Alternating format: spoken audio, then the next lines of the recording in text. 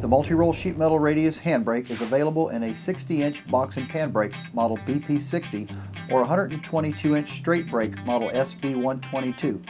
Both brakes come with a simple manual and a pattern page that you cut out and make a pattern out of thin sheet metal for your continued use. Here are the 6 basic steps on how to use this amazing machine with no power or moving parts. Happy bending. Multiroll sheet metal radius handbrake fit in your existing handbrake.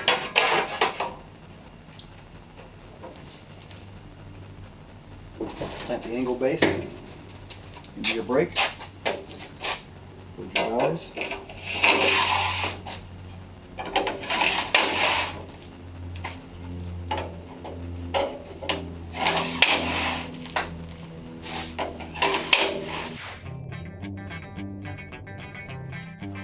In this step, we're going to use the L shim inside the T slot.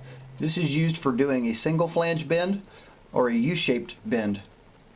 When you're doing the single flange bend, the single flange goes into the multi-roll slot with the angle, and it doesn't clamp and hold material like a handbrake, but it twists just enough to put a little pressure to keep it from slipping out on the ends when you're doing the long panels.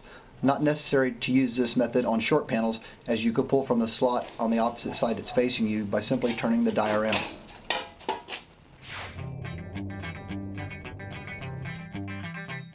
In this step, we're still using the angle shim inside the T slot. When you do your U-shaped bend, you have to load this piece of material in from the ends rather than push it in from the face of the die. This material won't fall out when forming, and you'll have to unload it as well by pulling it out from the ends. Now you have a U-shaped flange.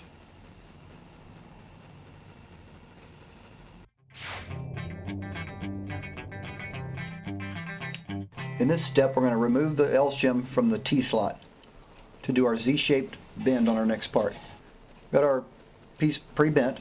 We slide this in the T slot from the end.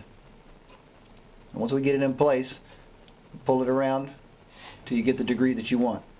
If you don't pull it enough, you release the pressure up on it, slide it back out, check the angle. If it's not enough, slide it back in, push a little more. And if you go too far, just push back the other way and then slide it again out the end to remove it from the die. And you have your Z-shaped flange. One side, U-shape on the other. In this step, we're going to use the J-die again to do a radius bend with no flange on it. Stick the material right in the J-die, and you pull it around just like all the other parts. The edge of the material is held in on the edge of the die. Push it around to the degree that you want. If it's not enough, push some more again, and again, and you take it out until you're happy with it. We could do this same bend as well, a ½ inch shorter, by taking the L shim that we used in the T slot earlier and sliding it in the loop of the J die. This 1/8 of an inch shim creates just a tighter space for the material to sit in when you're forming it over the die, and just that 1/8 inch movement of placement of the material creates a flange that's about a ½ inch shorter than the first one we did. So you have these 2 adjustments here depending on what kind of part you're going to make.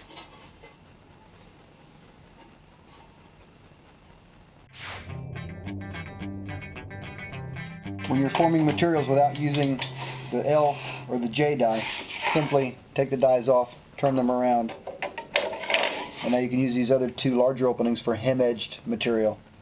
Just imagine the products you can build with the multiple choice of flanges for any project you could dream of.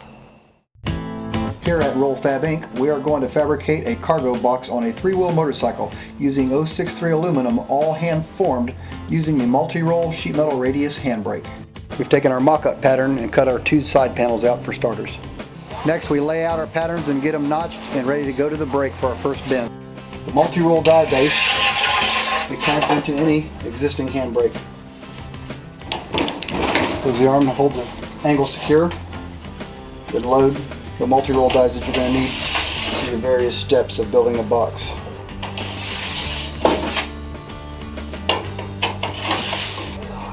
After pre-bending your flanges, insert the flange into the Multiroll single slot. Hold it in at the bottom, pull around by hand.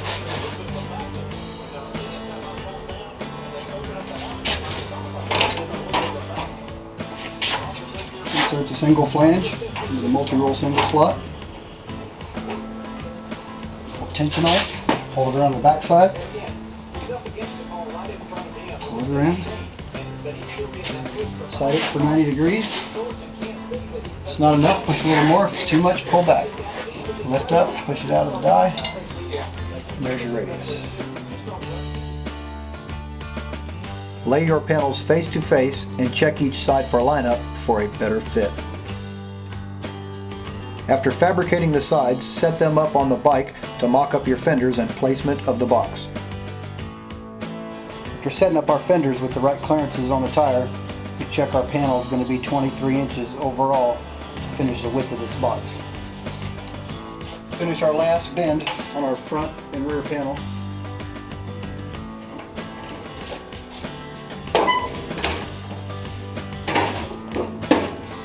After clamping your four sides, tap all the corners level and keep it square when tacking it together. Then get all dimensions for your floor. In this step, we're going to figure the size of our lid.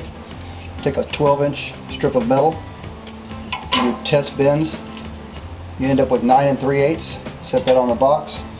Measure your difference this way.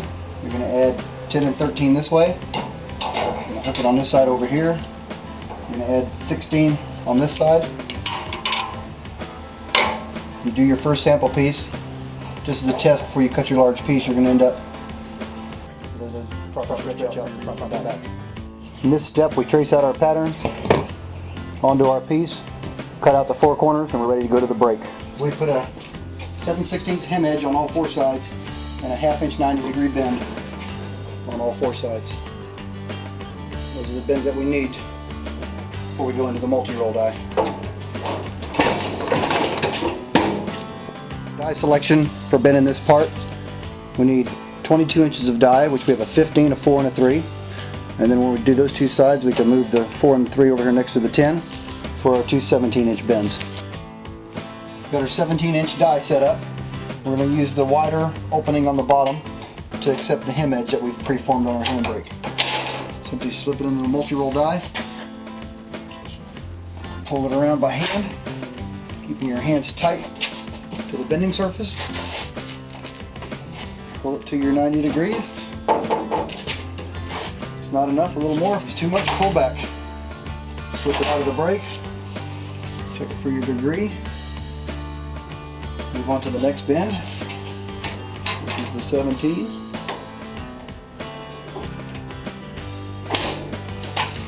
Go hard like that. Check up the angle. If it's too much, pull back. Now we're going to take off the 10. Bring the 15 over. Do the other two bends.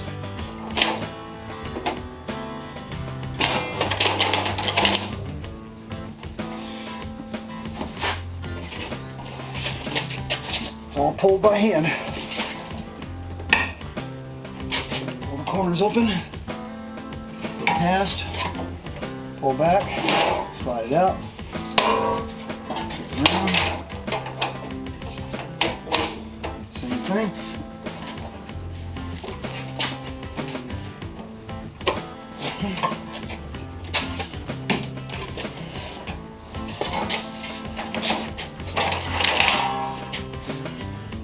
If it's too much, turn back in and pull back.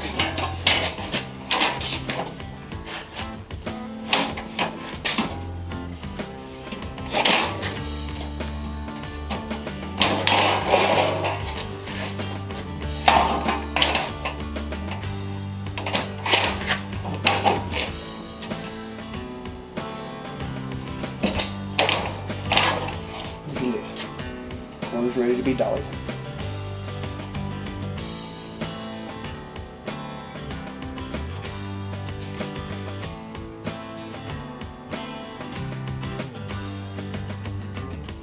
After forming our lid, we're going to bring it in here and set it on our box and check it out for sizes to see how the edges line up. Tuck them in or out as needed before you start your tacking. Before dollying the radius corners, tack the bottom flanges first.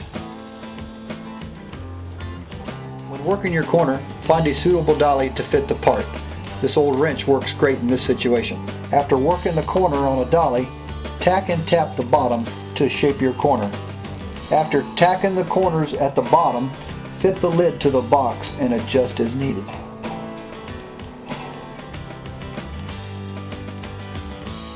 After tacking the lid, recheck the fit on the box.